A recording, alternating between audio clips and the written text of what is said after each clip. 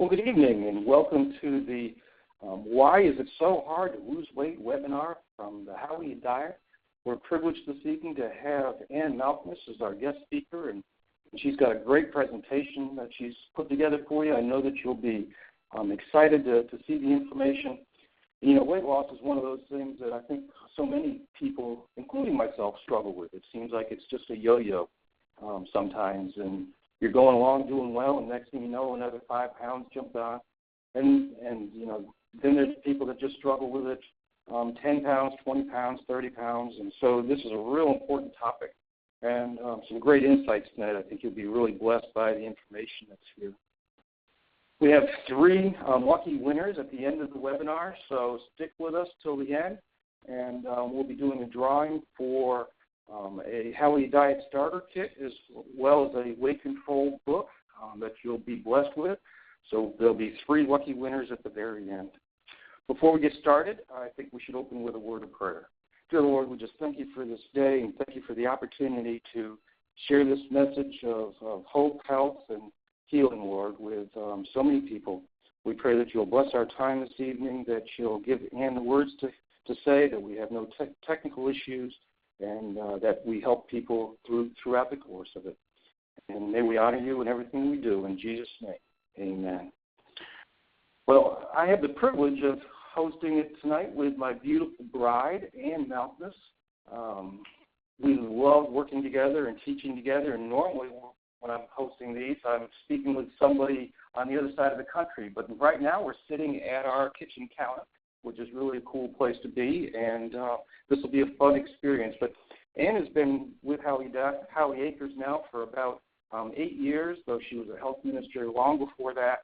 She's our chief of education and has a hand in almost everything that we're doing, from web content to magazines that we write. She's authored the book on cancer, the cancer recipe book, weight loss book, detox book. There's all sorts of things that Ann has worked on, and it's just a real privilege to have Ann with us tonight. And welcome, Ann. Well, hi, Anthony. And yeah, that's the way it is. She's beautiful, and I'm handsome, I guess. And thank you for having me on today. This is kind of fun. It is. And I've been with Howie Acres since 2006, so I'm actually going into my 10th year this year. Can you believe how quickly this has gone? Time flies when you're having fun. Yes, it has. It does. So we wanted to do something a little different because a lot of people on January 1st make these resolutions. My goodness, I need to get in shape. I need to lose weight. And we have all these great intentions, and then as we continue to try to get this accomplished, why isn't it working like it did when we were in our 20s and our 30s and even in our 40s? We've definitely noted that 40s and 50s have made the metabolism slow down and the weight a little bit more difficult to keep off. It really has.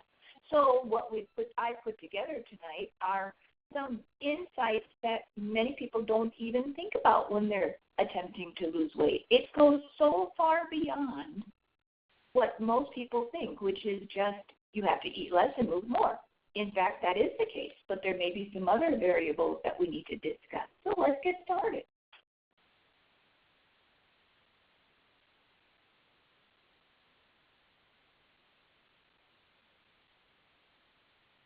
So one of the things that Ann wanted to start out with today was just to get a feel for the audience on how much weight you'd like to lose. So, you know, myself, I feel that I've gotten someplace a little bit about 5, maybe 7 pounds, a little heavier than I should be.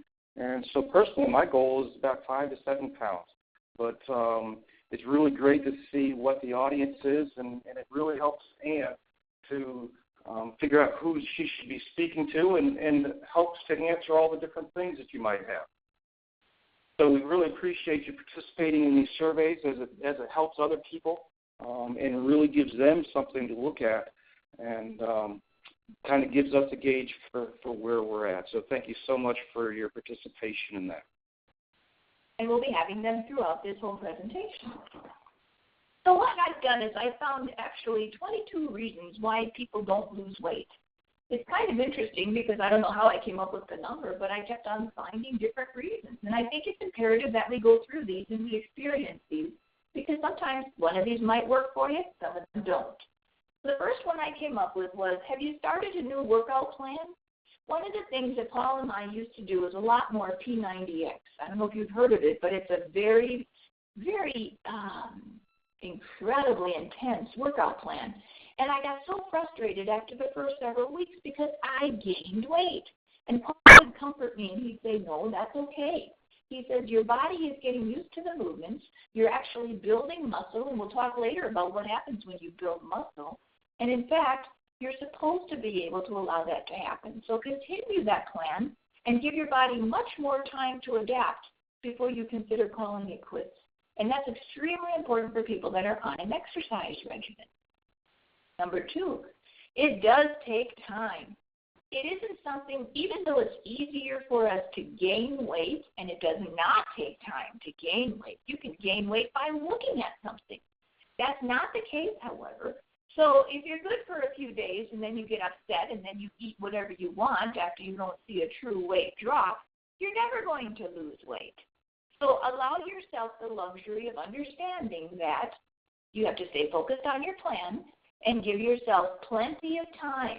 Don't expect miracles. Remember, we are living in a society where the magic pill, what is it they call that, Garcinia, something or other, green coffee bean and green tea extract?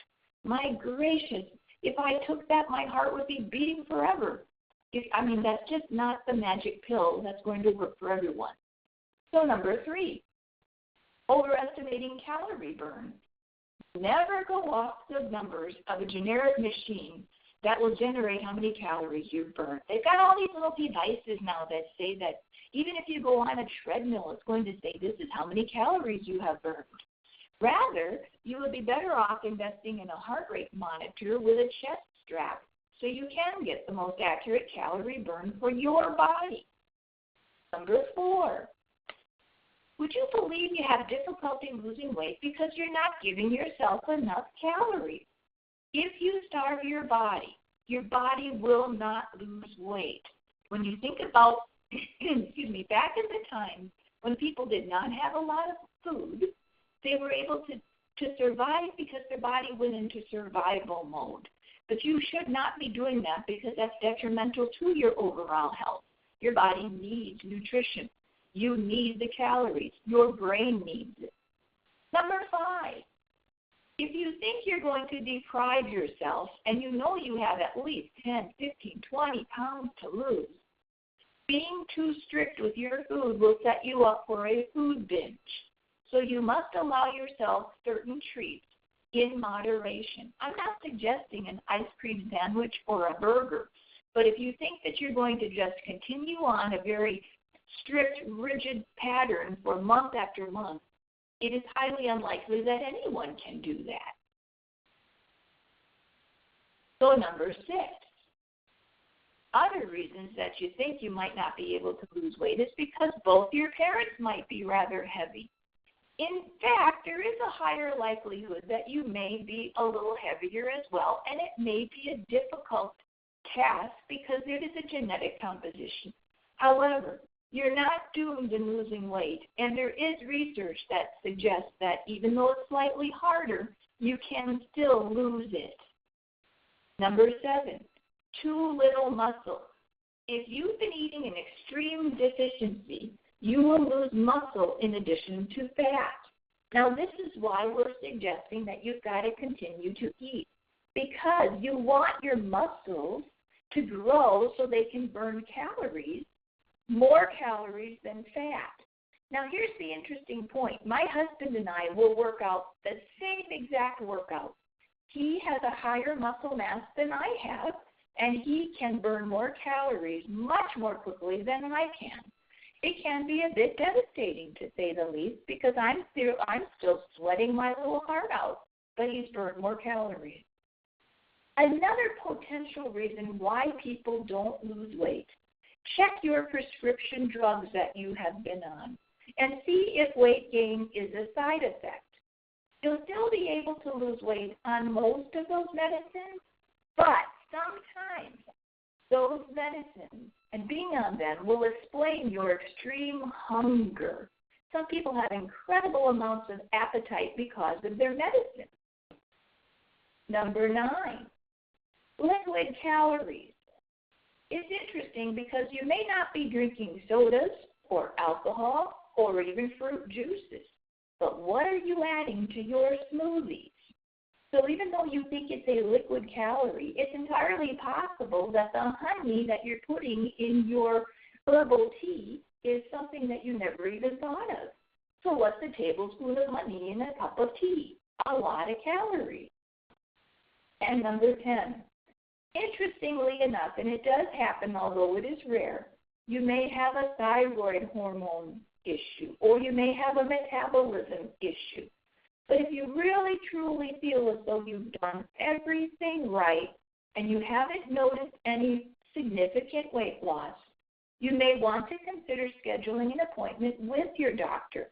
If a thyroid condition is an issue, it's something that most nutritionists will find that a good diet that would eliminate gluten can help thyroid problems and those types of overweight problems eliminate as much as 10 pounds within a month just because you've eliminated gluten, which exacerbates your thyroid problem.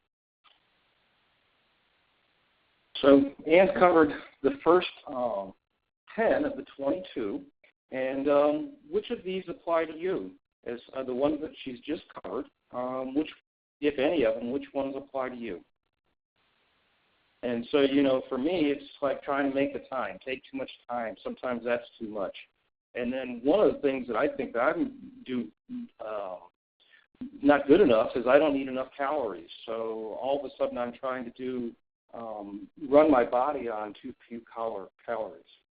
So go ahead and take a few seconds here. What we've really tried to do is answer the questions ourselves and try to take the obstacles out so that we no longer have those obstacles. And when we realize that it is, and so, take too much time is the number one point here so far. And, we have, Ann's going to share an exercise routine later that really helps to shorten not the amount of time you exercise, but you also get the benefit of it. So there's some great content left to come, and we've got several hundred responses in. I think we'll just go ahead and move to the next part of the seminar. Okay. So those are your first 10. We still have 12 more reasons why people don't lose weight. The reason that I'm giving you these reasons is, first of all, we need to identify what it is that we think is causing us having this challenge. Number 2, once we've identified them, what do we do about it? So number 11, cheat day. It's perfectly fine to enjoy higher calorie foods, but why not fit them into your daily macronutrients and indulge whenever you feel like it? Allowing an entire day to eat whatever you want can cause you thousands of calories in a day. But if you would like, you can have that piece of veggie pizza or a piece of raw chocolate peanut butter pie. But make sure that you log it in your calories for the day and then alter your other meals so that it fits in line with what you're trying to accomplish. Calories really are important. You don't want to lean on them, but you do need to recognize that they are part of your weight loss situation. Number 12, is it truly a priority?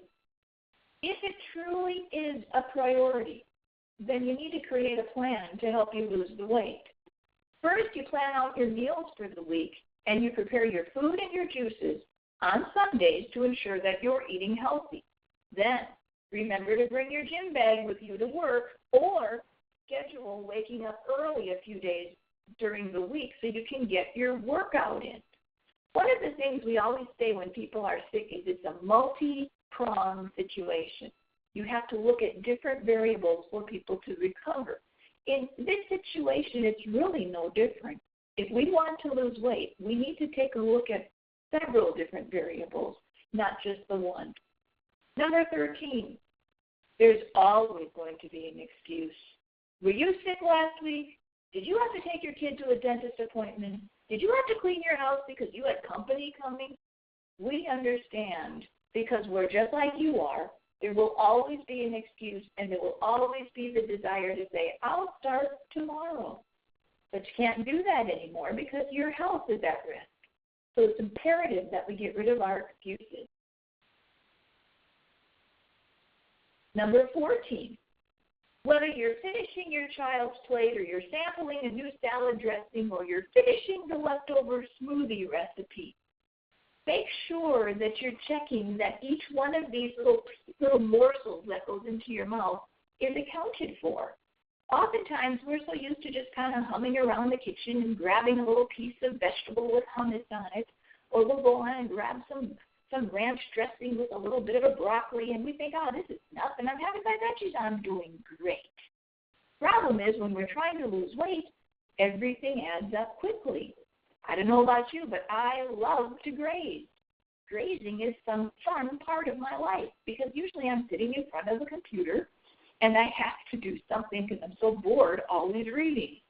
But this grazing situation can get you into big trouble. Stress. Understanding that your stress level could be a major weight loss inhibitor. Cortisol, and I know you've heard of this, is the stress hormone that can wreak havoc with your weight loss intentions. So why aren't you losing weight? Perhaps it's because your lifestyle is dictating how stressful you've become, and you're not allowing your body or your mind to be able to recover from this constant adrenal push. 15, limited variety. Have you ever noticed that you do the same thing and you eat the same thing at the same time every single day? You might want to consider switching these things up. I know it's so much easier just to create this exact same juice every single morning. And we all have these 5 different vegetables we put on our salads throughout the day. But it's really wise because those things are not as nutrient variety as we need for them to be. So let's make sure that you add more variety into your diet so that you don't have this issue because it can become one when it comes to weight loss. Number 17, isn't this interesting? Research suggests that those who sleep 5 hours or less weigh 5 pounds more than those getting at least 7 hours of shut-eye per night. Lack of sleep will disrupt your circadian rhythm and can lead to inefficient body regulation of energy balance, metabolism, and appetite. Abnormal leptin and ghrelin levels, which are hormones that tell your body, I'm full, stop eating, can go away if you don't get enough sleep. So, simply said, sleep more, eat, and weigh less.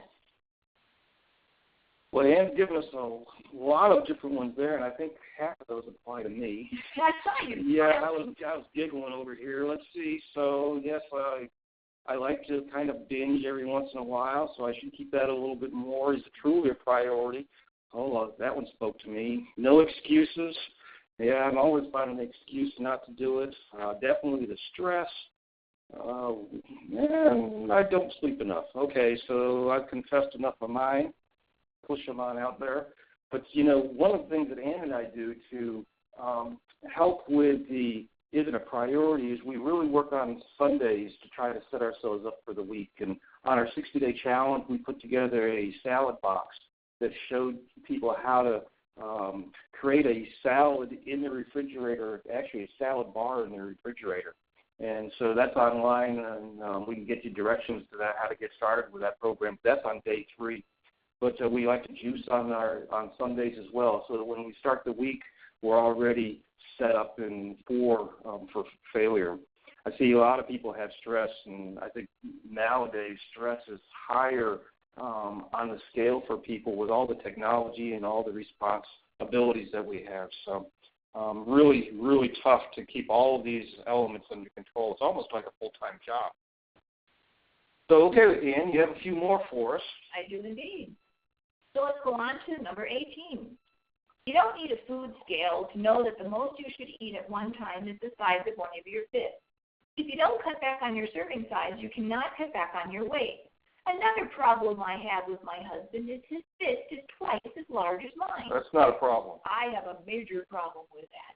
I would love to eat as much as he eats, but I'm not a tall person, and my fist is nowhere near as wide as his. Number 19, skipping meals. This does seem harmless enough because people think, well, I'm really not hungry. Maybe I should just eat when I'm hungry.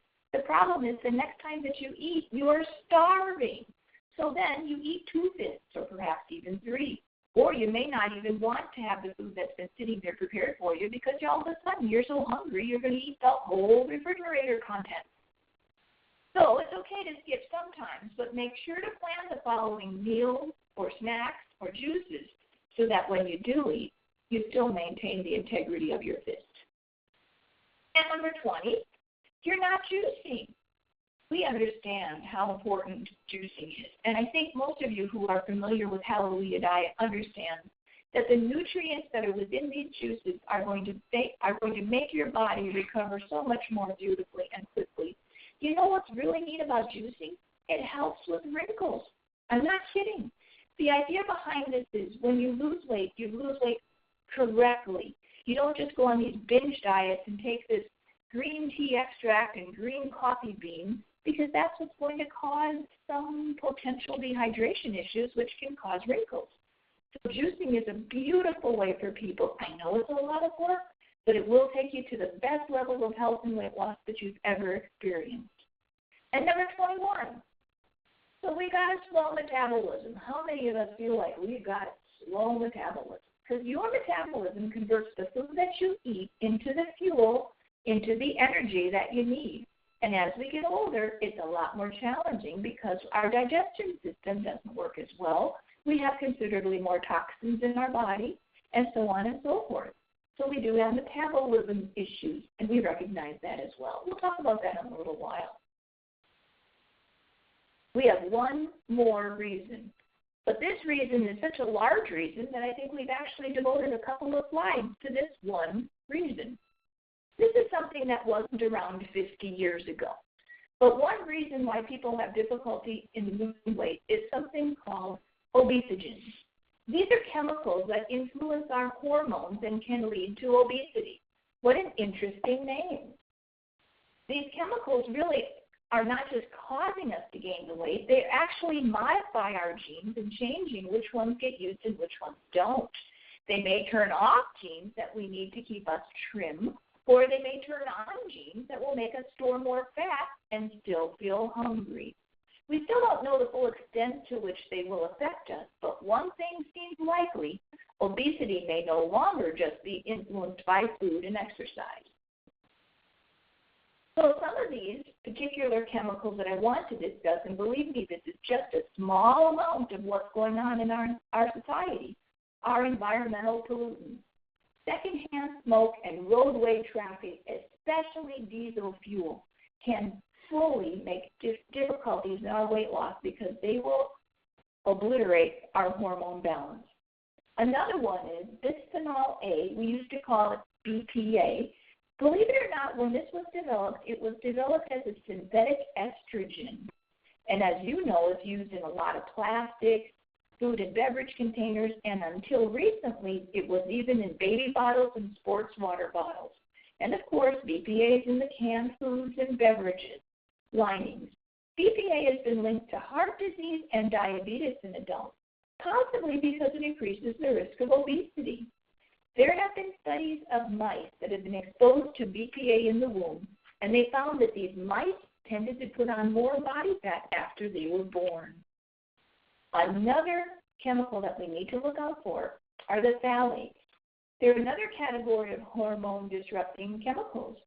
You see them because you see the soft plastic books and the toys. You also see the fragrances for the household, you know, some of those Glade commercials, and personal care products such as lotion. Although a law was passed in 2008 that prevents the riskiest phthalates from being used in baby and toddler toys and plastic products, still, babies, children, pregnant women, and other adults are still exposed every single day when they are in products such as nail polishes, creams, shampoos, air fresheners. Unlike BPA, phthalates do not act like estrogen, but they block androgens, which are male hormones. What BPA and phthalates have in common is that they appear to contribute to a similar imbalance of sex hormones. Based on what we know about the effects of phthalates in our cells, it's also possible that exposure to phthalates could increase a person's risk of becoming overweight or obese. A study of 1,400 men in the United States found that those who had higher levels of some type of phthalate in their urine samples at the time of the study also had a larger waist measurement, and they were more resistant to insulin, which of course put them at higher risk for diabetes. So another couple of other obesogens that I would love to share with you, because again, these are potential reasons why we're having difficulty in losing weight. This is called tributylin, TBT. It's a chemical used to kill fungi, for example, mold. This fungicide disrupts hormones by blocking estrogen from being made in your body. This causes higher than normal levels of testosterone. Now, testosterone is a male hormone, therefore it's a type of androgen. Females will have testosterone as well, but they should be at much lower levels than men. TBT was formerly in paint used for boats to keep mold and barnacles away. But this use is now prohibited because it was found to be causing abnormalities in fish, including fish that people eat, and even causing some species of female fish to become male. However, it is still used as a fungicide in fruit, vegetable, and grain crops. It's also used as a component of PVC pipes. Sadly, those are the pipes that are being used in these brand new homes, and we get our drinking water through these pipes. They're also used in various other consumer products such as disposable diapers. A study found that undifferentiated cells from humans and mice that were exposed to TBT were more likely to become fat cells, even though those undifferentiated cells had the potential to become either bone or cartilage or fat cells. So a lot of scary thoughts regarding this TBT. The next one is parabens. They're found in cosmetics, sunscreens, pharmaceutical, toiletries, and other consumer products, and today you're going to find them in food. The sad thing about parabens, we could spend hours discussing them, but this compound helps prevent the growth of microbes and it keeps the products from spoiling. An international team of researchers found that parabens promoted the development of fat cells in a lab. And because the researchers used concentrations of parabens similar to those found in cosmetics and food and the environment, the results suggest that everyday exposure to parabens could stimulate the growth of even more fat cells. The use of parabens has been generating concern because researchers have found traces of parabens in breast cancer tumors, and because the compound can mimic, though very weakly, the female hormone estrogen.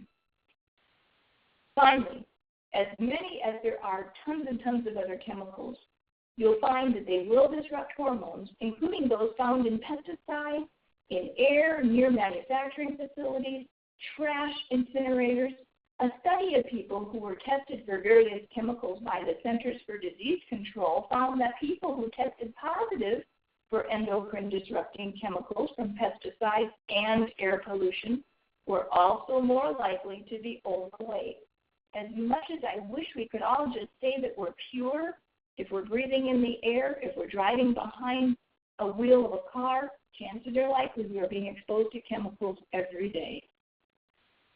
And we talk sometimes about people who go jogging and running alongside the road, and I think this Dr. Mercola talks about how the toxins are just being pulled into the lungs, and it's actually more dangerous to do that than it is to smoke. Yeah. So it's just a real interesting phenomenon. So we covered some more here. Serving size, of course, as always. And Ann, there was a question in here about serving size, and can we eat all the vegetables we want, or do we need to limit the amount of vegetables to the size of our hand? And a little more explanation in that might be helpful. Certainly. What we're talking about here is you can have as many leafy greens as you want. Just steam your collard greens and enjoy a bunch of them. But unfortunately, when you're looking at some of these other types of vegetables, whether it's green beans, green peas, even sweet potatoes, even regular potatoes, those are pretty high in calories, and they're not necessarily the type of nutrients that we're searching for. So in fact, the answer really is there really aren't that many vegetables that you should be able to consume in large quantities. Celery is good. Even carrots have a high amount of calories, so you don't want to be sitting there eating a whole bunch of calories. My thinking is when Paul and I are really hungry, even for breakfast now, I'm steaming him some collard greens. I put just a drizzle of the coconut oil on there with a hint of Himalayan sea salt. It sounds kind of funny, but I don't have a problem with the collard greens because they don't have hardly any calories. So be careful with the vegetables, because if you generally eat a lot of the vegetables that have higher calories and not a lot of nutrition, you probably won't lose the weight you're wanting. That's good info. So I think you've covered the 22 reasons why, and I'm getting ready to move into the next section. So as we go forward with it, feel free to ask a question anytime down in the chat window. We'll go ahead and save those for the end or answer them as we go through. But we appreciate your participation both in asking questions and in the surveys. And, you know, we see how juicing, so many people really need to be juicing. And the importance of that is it feeds the cells, and it really reduces the hunger. So when we're juicing, we're giving the body that nutrition that feeds the cells, and as we're doing that, the body has less cravings, and it wants less food. So it really does help in the weight loss when we're juicing. So let's talk a little bit about our metabolism. Everybody blames it. Now there's a new disease. I think they call it a metabolism disease. I mean, it's just, metabolism is that big fancy word, but what we want to do is try to figure out ways where we can increase it. Now, most of us are getting into our 50s, maybe 60s, and Paul and I have learned very quickly that we don't need to eat as much as we used to, even though we are still hungry, but our metabolism has changed as we've aged. So here are some of the top ways that I have found through research that you should be able to increase your metabolism. First of all, change up the variety of the meals that you consume. Maybe today you're going to have a salad. Maybe tonight you'll have a little bowl of warm soup. Maybe tomorrow you'll have some steamed collard greens with garbanzo beans. Sounds funny, but actually they taste pretty good when you're hungry. The other one is interesting. One of the things that Dr. Mercola and even several other scientists are finding, that if you can stop eating at 7 o'clock at night, and if you can continue to fast for 12 hours, they call that an intermittent fast. That is exceedingly and abundantly valuable for you, not just for weight loss, but for relief and relaxation of your digestive system. Extremely important to stop eating early. You don't want to be eating after 7 o'clock, and most times 6 o'clock is even better. Move as much as you can all day long. That's one of the biggest occupational hazards of people that have desk jobs. Just recently, this weekend, my cousin brought over his 90-year-old mother. It was quite a wonderful thing because she flew down here from Wisconsin to be visiting with him. And it was so interesting to listen to the two of them. I remember her years ago when she used to walk a half a mile one way to her job at the local grocery store. My cousin and I would see her large garden and how much she would be out there after work working the garden. And here my cousin is. He has a PhD in engineering, and he's extremely gifted in so many ways. And he says to her, he says, "Mom, all I do all day is sit behind a computer." And his mom says, "You know, I'm just so proud of you that you're actually working out even though you can't do it all day. I'm so proud of you that you're doing everything in your power not to allow that sitting all day to hurt your health." And it was just a fascinating, interesting thought between a 50-year-old and a 90-year-old. And I know you and I, we're both in the same situation. We have to work very hard to continue to move. We have found that consuming apple cider vinegar every day in the morning can be extremely helpful. If you want to, you can even consume it just before you eat. What will it do? It will help your metabolism. It will also help break down the foods, and it will help mitigate your hunger. Sleeping. Remember that phrase people used to say, and I'm guilty of it, "I'll sleep when I'm dead"? That is not a joke. You will die quicker if you don't sleep. Truly, sleeping between 6 and 8 hours every night is your goal. It is truly something that will help your body in so many different ways. Drink your juices, people. If you can't drink it every day, then drink it as often as you can. Continue to consume the water. Water is exceedingly abundantly important because you've got to detoxify while you're losing the weight. When you're losing this fat, you're excreting the toxins, and it is imperative that you get those toxins filtered out as quickly as you excrete them. And finally, eat a meal that's the size of your fist every 3 to 4 hours during the day. Sounds kind of interesting, but the size of your fist isn't very large. That could be a fairly nice-looking salad, though, or it could be some collard greens or a bowl of soup. But if you do this consistently throughout the day, you don't have time to get hungry. And you're also not consuming the calories all in one. You're distributing them. So these are the ways that I have found that the research has indicated are the top ways to increase your metabolism. You know, one of the questions we have here a lot, Ann, is how much apple cider vinegar should they consume each day? I would say 1 teaspoonful in the morning. And if you choose to, you can do another teaspoonful before each of your small meals. That's it. You don't need much. Really powerful, though. Yes, it is. You can add it to your water. You can add it to your lemon water. You can have it warmed or chilled. Really, there aren't a bunch of rules around it. It just has a powerful effect. So, not where I was. Oh, your hormones are your body's control system. But in an age where hormone-disrupting chemicals will lurk in your foods and your shampoos and your scented candles and your air fresheners, it doesn't take much to throw off that delicate balance. And imbalanced hormones could affect almost every facet of your health, making it very hard to lose weight, have babies, and stay happy. Unhealthy hormone levels can even increase your risk of certain cancers and other chronic diseases. So what I want to talk about now are top hormone-healthy foods. And the first one is extra virgin olive oil. When we include them in our daily diet, monounsaturated fats, such as those in olive oil, encourage the release of our appetite-suppressing hormone leptin. Olive oil, in particular, has been shown to improve our sensitivity to insulin. Another perk, in a 2003 study published in the British Journal of Nutrition, rats that were fed an olive oil-rich diet broke down more fat cells compared to the groups that were fed soybean oil. We always have learned that soybean oil actually hinders healthy hormone production, so maybe you might want to add a little olive oil to your next salad dressing. The next one is avocados. They're rich in beta-sitosterol, a natural substance that has been shown to significantly lower blood cholesterol levels. That same compound also helps to balance the stress hormone cortisol, and it may help restore low DHEA, which is a hormone produced by your adrenal gland, and it decreases the inflammation typically associated with the stress of intense exercise. Here's something fun. Avocados are actually considered triple fat burners.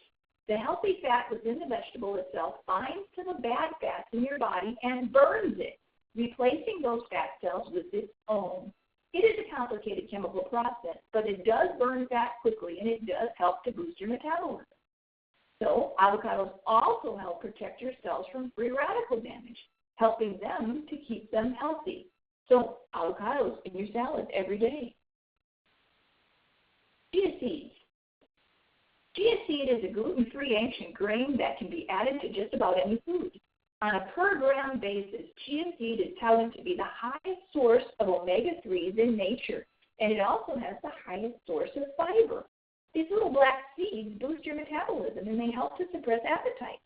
They work within the body to take the fat-burning hormone glucagon and turn up its highest potential. Chia's hormonal benefits include stabilizing your blood sugar, improves your insulin sensitivity, and eases your metabolic syndrome symptoms like blood pressure and blood sugar spikes. The next one is nuts. Like avocados, most nuts are an excellent source of the plant sterol beta-sitosterol. Almonds in particular contain protein, fiber, plant sterols, and several other heart-healthy nutrients. Almonds are also known to slow the absorption of carbohydrates in the body, which may help with diabetes management. More nut information is Brazil nuts. These nuts contain little fat burners that convert the thyroid hormone into its active form, which makes your body burn its own fat. Brazil nuts do not come in as a third-party fat burner. Instead, they make what is inside your body work more efficiently for fat burning. They also help to destroy toxins that build up and contribute to cellulite. And walnuts. Research from the University of Texas Health Science Center, published in the journal Nutrition, showed that walnuts are a source of melatonin, a hormone that promotes better sleep, which, as we say, we need in order for us to keep our weight managed. Another hormone-healthy food, water. Dehydration increases the release of hormones, which can stimulate our appetite. Sufficient water is crucial for preventing joint stiffness, weight gain, headache, decreased athletic performance, and poor recovery after exercise.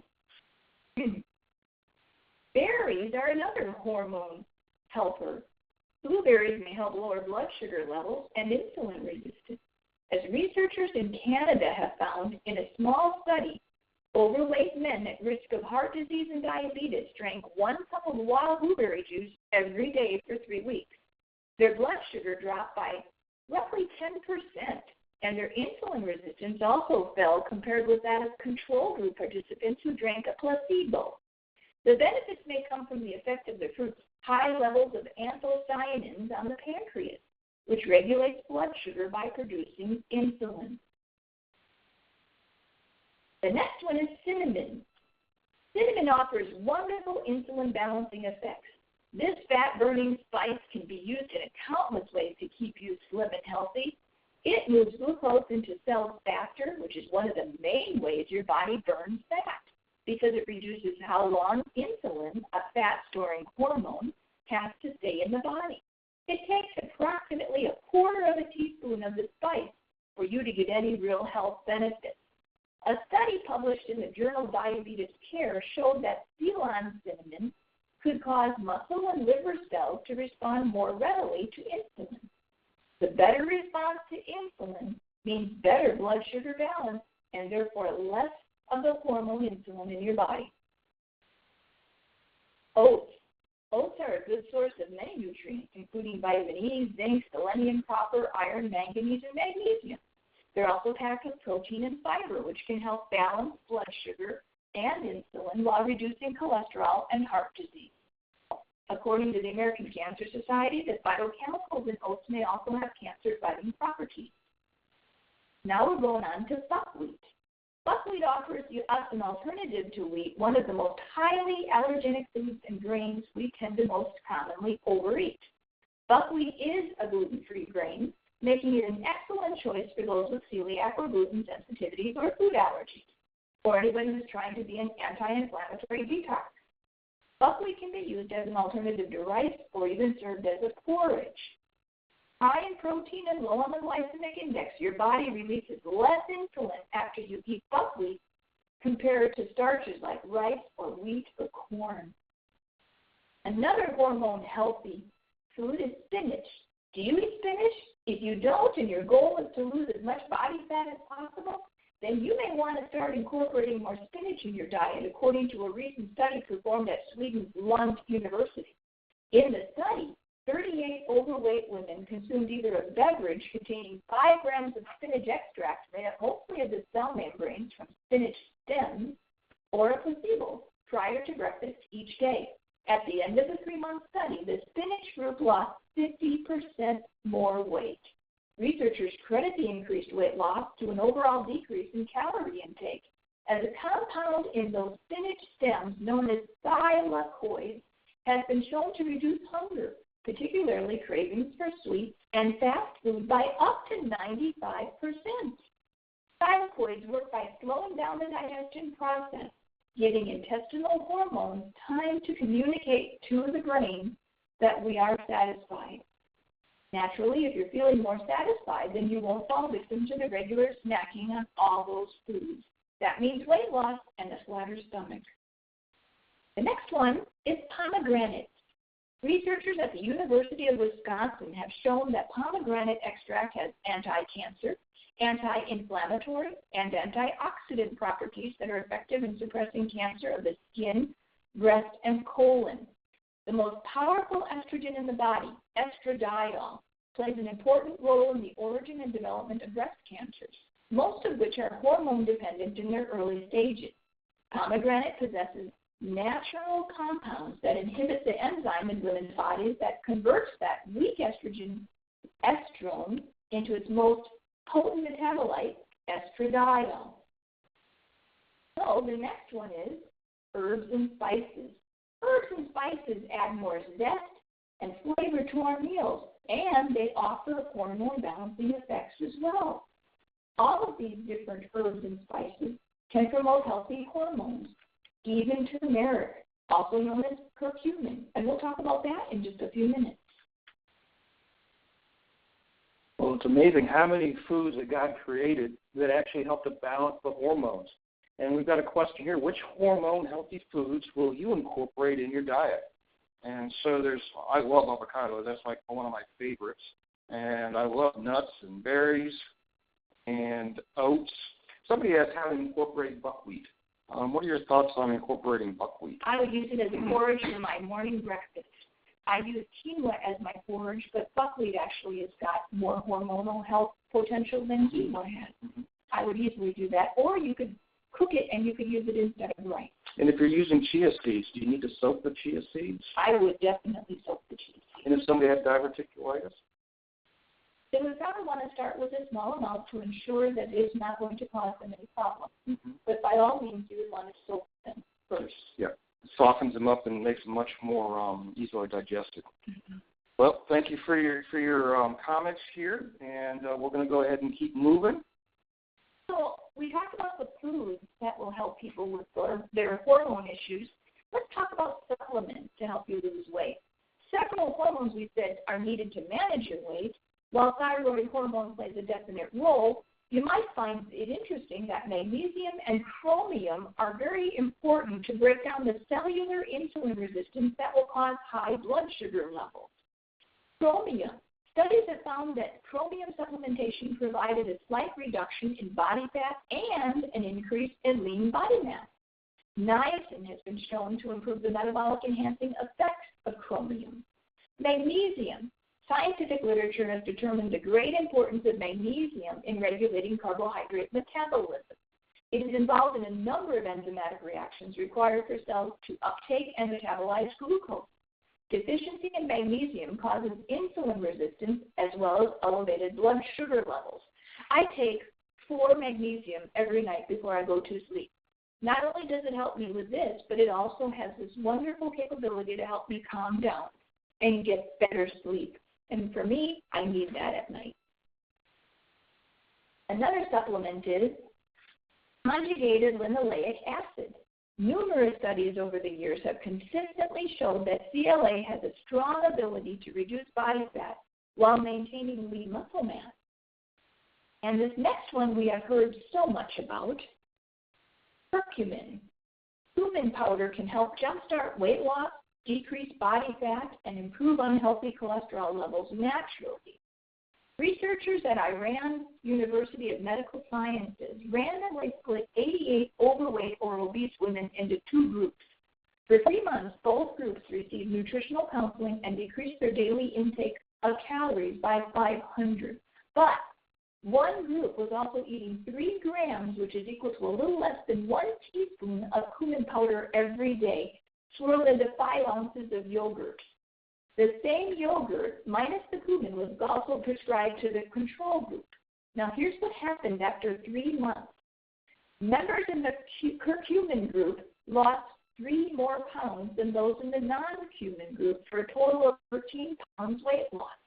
But more impressively, the cumin group members decreased their body fat percentage by nearly 15%.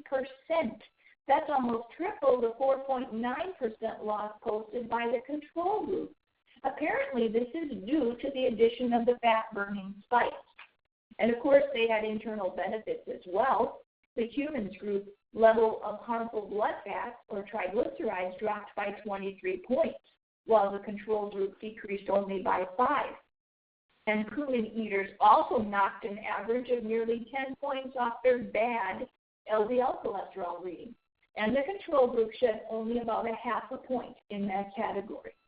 So the question is, how did the cumin group get such dramatic changes just from eating a little of this spice? Well, first, cumin is rich in phytosterols, plant chemicals known to inhibit the absorption of cholesterol in the body. Since this is the first research to show the spice has weight loss benefits, the study authors speculate that cumin, like other hot spices, will temporarily increase the metabolic rate. For me, I take about 4 of our bio-curcumin every day. I do that because I've seen some incredible stories of the benefits of cumin, and I am finding that it's beneficial for me as well. Other supplements that may be of help. DHEA. This inhibits an enzyme that is involved in fat production. Fiber, to cleanse the excess toxins and sweep them from the body as you lose the weight. Digestive enzymes, so you can break down your food to make it much more easy to assimilate and less likely to get stuck into the pockets of the fat. Now, this next topic, I guess we're not ready there. We are, okay. The next topic I want to talk about is essential oils. This is something people don't think about from a weight loss perspective, but I think it's time for us to start looking at other natural remedies. They've been around for 5,000 years. They're one of the most powerful forms of medicine in the world, and there are 3 in particular that are the most effective essential oils for weight loss. And the first one is grapefruit. And so we'll go on to, I guess we're not ready yet, are we? Are we ready for the grapefruit one? Okay. The grapefruit essential oil actually works with your body in activating enzymes that help your body break down body fat. We know that grapefruit can benefit weight loss and that the essential oil of the grapefruit will actually come from the grapefruit peel, which is very high in certain compounds like D-limonene and helps support the metabolism as well as the cleansing and drainage of your lymphatic glands. If you apply grapefruit oil topically to the skin in small amounts, grapefruit essential oil is an excellent diuretic and lymphatic stimulant. So that's just a thought for you. If you mix with patchouli oil, grapefruit oil is known to lower cravings and hunger. It will make it a great tool for weight loss in a very healthy way. What you can do is you can add several drops of grapefruit essential oil to your water. You can diffuse it in your office or your home, or you can massage them onto your chest or your wrist when a craving strikes. So there are 2 other essential oils that I want to share with you, and the next one is the second best essential oil to support weight loss, and that is cinnamon oil. Cinnamon oil has been shown time and again to regulate blood glucose levels and something in your body that's called glucose tolerance factor. For that reason, cinnamon oil is also fantastic for anyone with diabetes. It helps balance blood sugar, which long-term will help with weight loss and help reduce those cravings for sugar. Unstable blood sugar can lead to overeating, low energy, and weight gain. But if you add cinnamon oil to your fruit or your tea or your oats or your smoothies, it will help slow the rate at which glucose is released into the blood. One final oil I want to talk with you about, and that is called ginger oil. This supports the body in weight loss as well because it reduces sugar cravings and helps reduce inflammation in the body. It is so important that when you're losing weight, you're also reducing inflammation and supporting digestion and absorption of nutrients. So who would have guessed that essential oil could be a major part of weight loss? Well, we're finding more and more uses for oil, and people are finding benefits from using oil for all sorts of things. So it's really neat that we're talking about oil, and even as the survey shows, 50% of the people or so have used essential oils, and that's a great number. And those that haven't, do a little research and start looking at some of the oils. There's some really good companies out there now. So just a really good tool, not just for weight loss, but for overall health. Mm-hmm. Absolutely. So there's an interesting next conversation I want you to think about, and that is, it is better to be fit than it is to be thin. Fitness may be even more important to your health than what your scale says. So regardless of the number on the scale, one of the most important things you need to do is improve your fitness.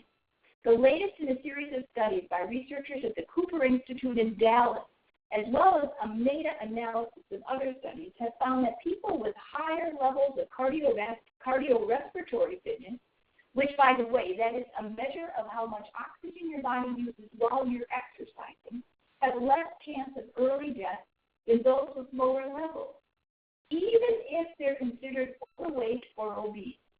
And it's way better health-wise to be fat and fit than to be thin and unfit. If you are fit, it nullifies the apparent risk of high waist circumference or obesity. Fitness is a powerful indicator of physical health. So, if this is true, why are we not hearing about it? One reason is that researchers, like the rest of us, are still entrenched in the fat will kill you mindset, and they interpret their findings accordingly. For instance, pretty much all the research on weight loss involves some kind of change in lifestyle, often in the form of exercise. But researchers tend to attribute better health or lower mortality only to the people that have lost the weight, especially if they've gone from the obese and the overweight category into a normal one.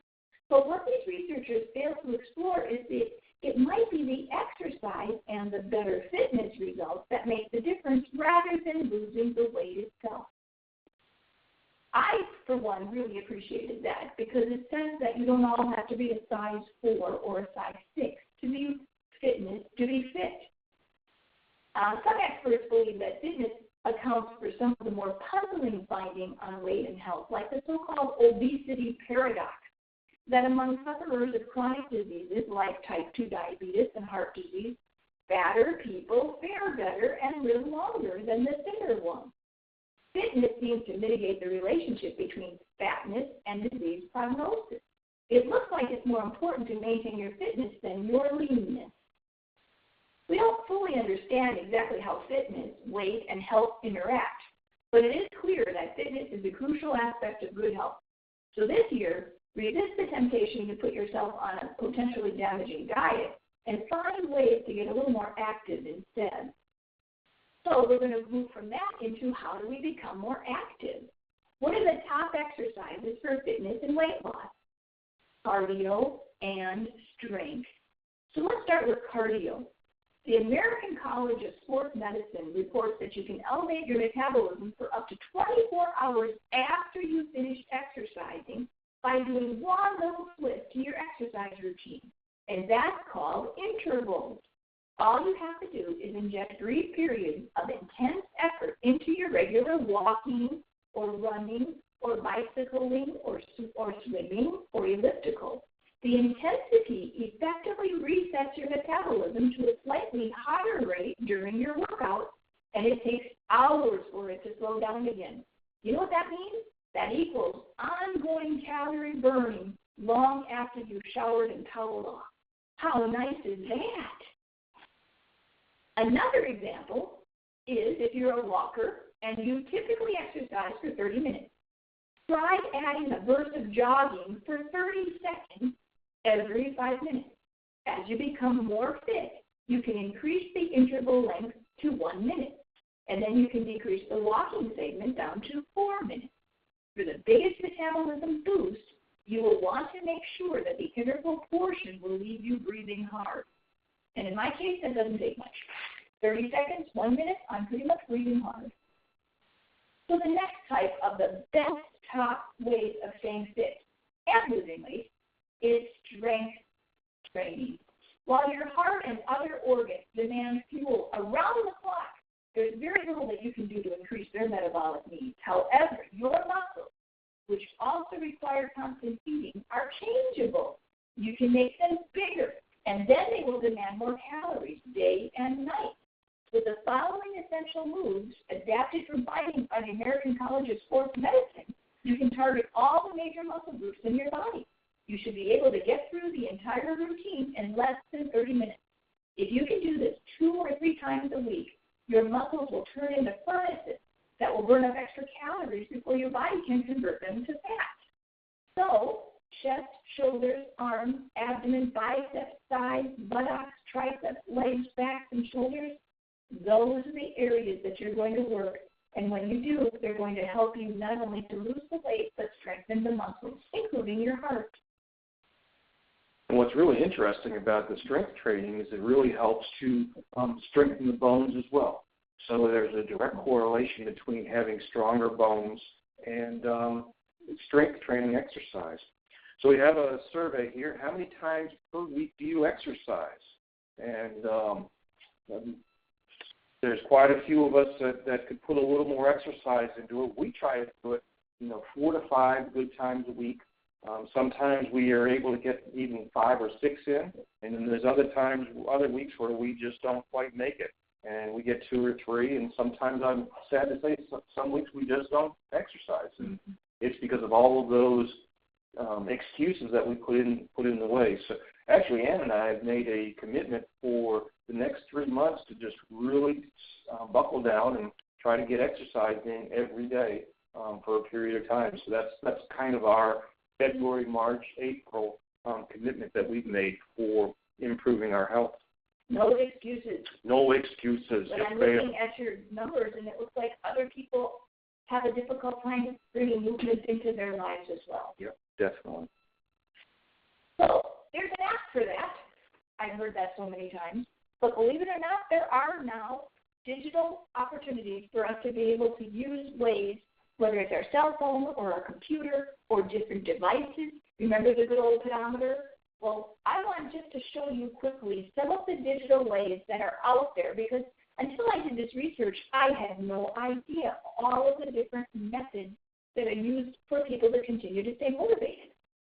So Paul and I just got something in the mail today. What did we get, Paul? We got a Fitbit.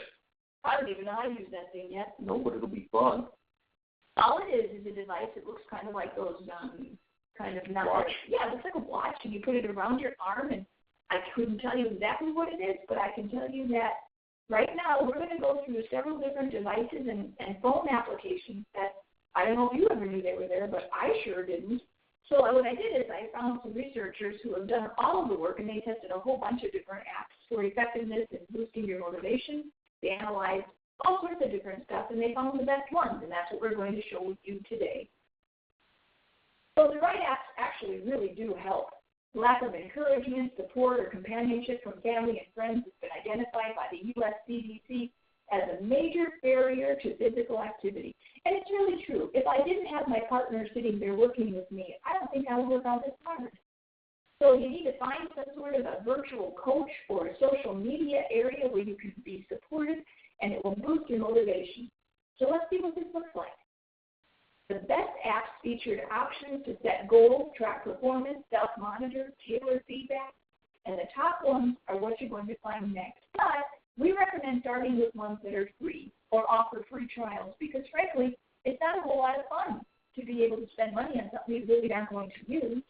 So if you're going to lose weight, then you would want to look at a couple of them. And I'm not going to go through these bit by bit, but I think you're going to find it interesting, all of the different options that are out there. So you'll get something called Food-Educate, and that helps you rank food. Also helps you based on your weight, your height, your gender, and your diet goals. There's another one called Lose It.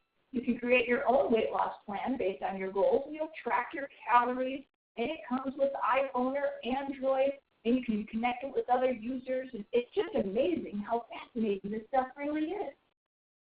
Another one for weight loss apps is something called MyFitnessPal. Apparently, this is the most popular app for losing weight.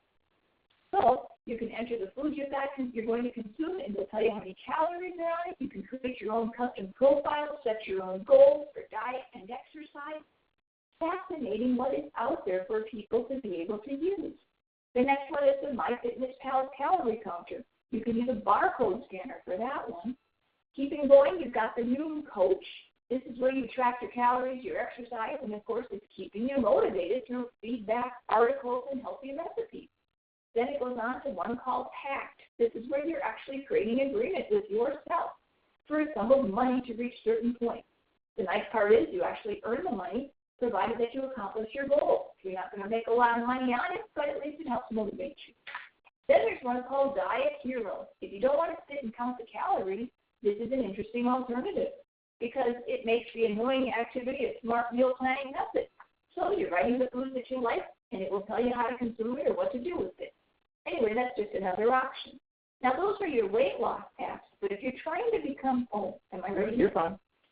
Okay.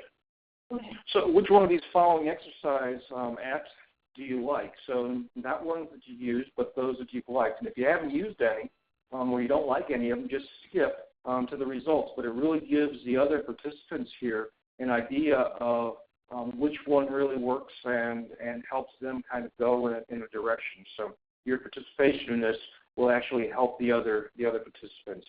Looks like that MyFitnessPal is the winner. Yep, and when I was going to the gym up there in Huntersville a couple of years ago, the personal trainer there really recommended this app. He said it was one of the best apps for helping people keep track of what they're eating and balance their meal consumption.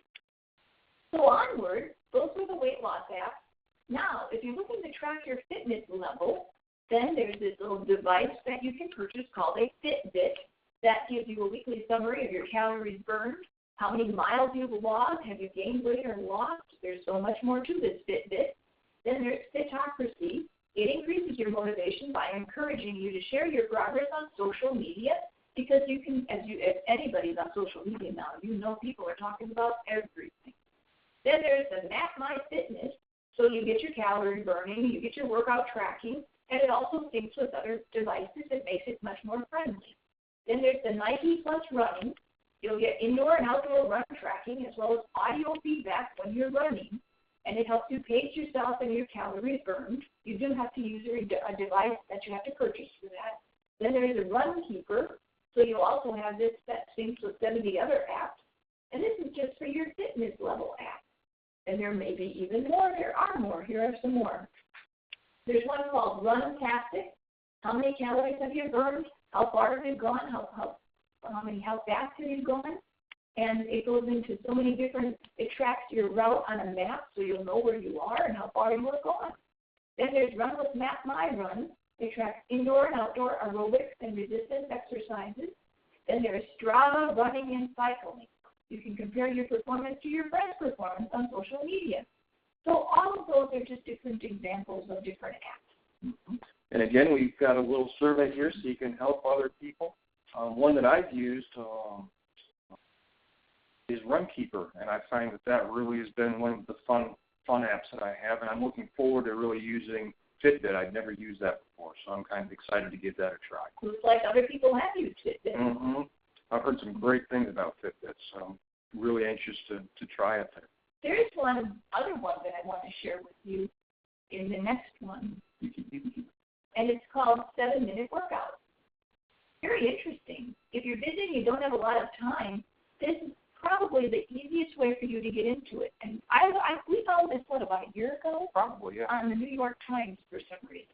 And we've been using this when we kind of get out of shape and we want to make sure that we want to get back into shape, but we can't do the P90X immediately, or when we have so little time. This is when Paul and I use this. It's really one of the best workout programs I've seen, and they call it a scientific 7-minute workout. We really enjoyed it. Yeah, all those muscle groups that you mentioned earlier, yes. It works each and every one of them in 7 minutes. So you're doing them for 30 seconds, and then you take 10 seconds off, and then you do another one for 30 seconds, and it really is a powerful one. This is one that I'd really recommend people work, and you can do it at your own fitness level. It's great. I do. I've appreciated it. Now, these are just for the people that are very much looking for a challenge. This is not for me necessarily, or perhaps many of you, but for your information, for someone that you know. This one is called Charity Miles. Each mile that you log earns you money to donate to a charity of your choice.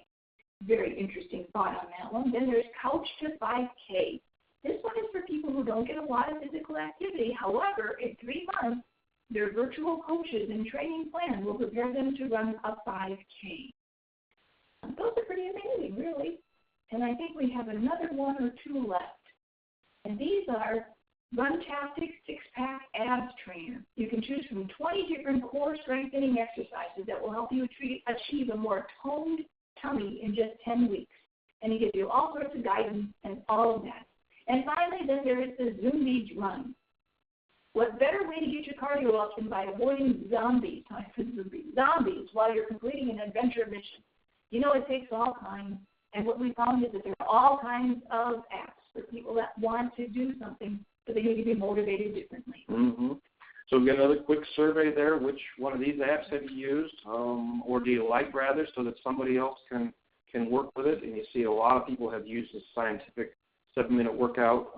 It's really a good app for helping people. So thank you for participating and helping other people see which ones will good work.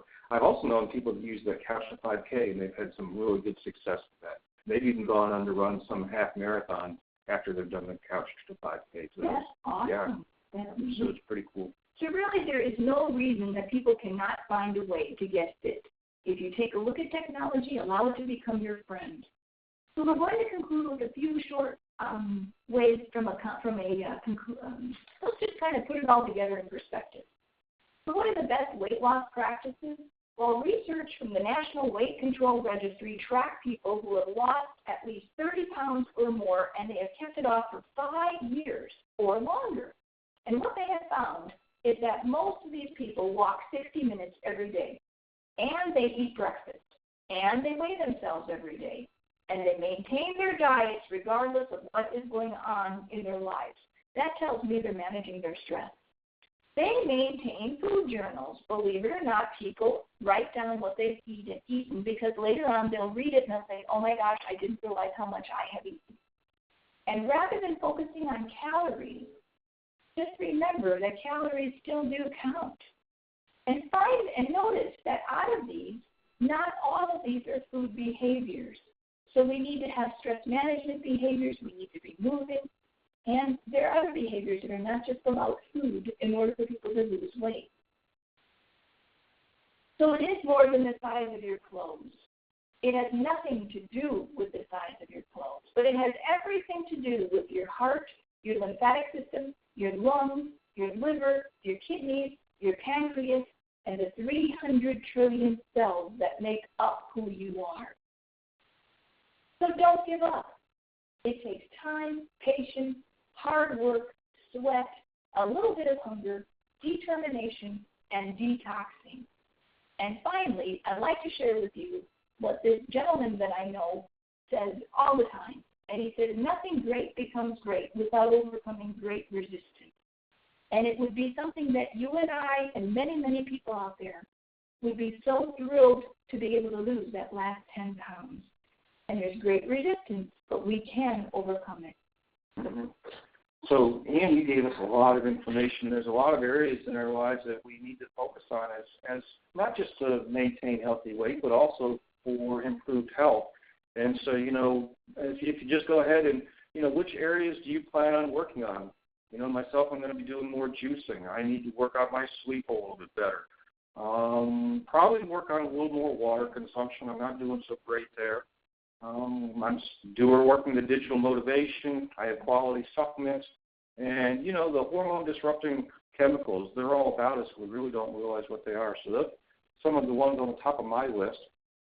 We can see that, exercise is huge, water is huge, juicing. And, we can only encourage you that the more of these things that you do, the better your health is going to be. And it's not easy. This is hard work. I think anybody who's real with themselves and real with other people know that it's hard. It's hard whether somebody's trying to lose 5 pounds or whether they're trying to lose 50 pounds. It's still hard work, and we appreciate all of your efforts in doing it. We ran a little long on our presentation tonight. We appreciate you hanging with us. We do have some winners tonight. I almost forgot, but we would have been reminded, I'm sure. So for the Get Healthy Starter Kits with the book, we have Astoria Nickerson. Thank you for joining us tonight. Ivan Ellison and Susan Thornhill. So thank you so much for all of you participating. We'll be contacting each of the winners here. And we have this presentation was recorded. It'll be pushed out probably tomorrow sometime. But we'll be sending out some more information on that and giving you a link for that as well. I know there's a lot of questions that we had in there. We tried to hit some of them as we went through, and we just had too much information. I hope it was beneficial to you, and I know Ann does. And go ahead. Oh, no, I'm hopeful that people have found this to be informative, and if you just take a few of these nuggets and you put it into your life, that you can find great results. Yeah. And we'll try to get these questions answered, be it through customer service or through some other mechanism. So we'll try not to leave you hanging with the answers, but we just don't have time at this point to go into them. We have another great webinar scheduled for next month. We'll be sending information out on that, and it's a powerful way to build your immune system and almost like make yourself immune to cold. So it's a really neat subject that we'll have next month, the first Tuesday of March. It's hard to believe we're already talking about March. But thank you for joining us, and God bless you, and look forward to talking to you again soon.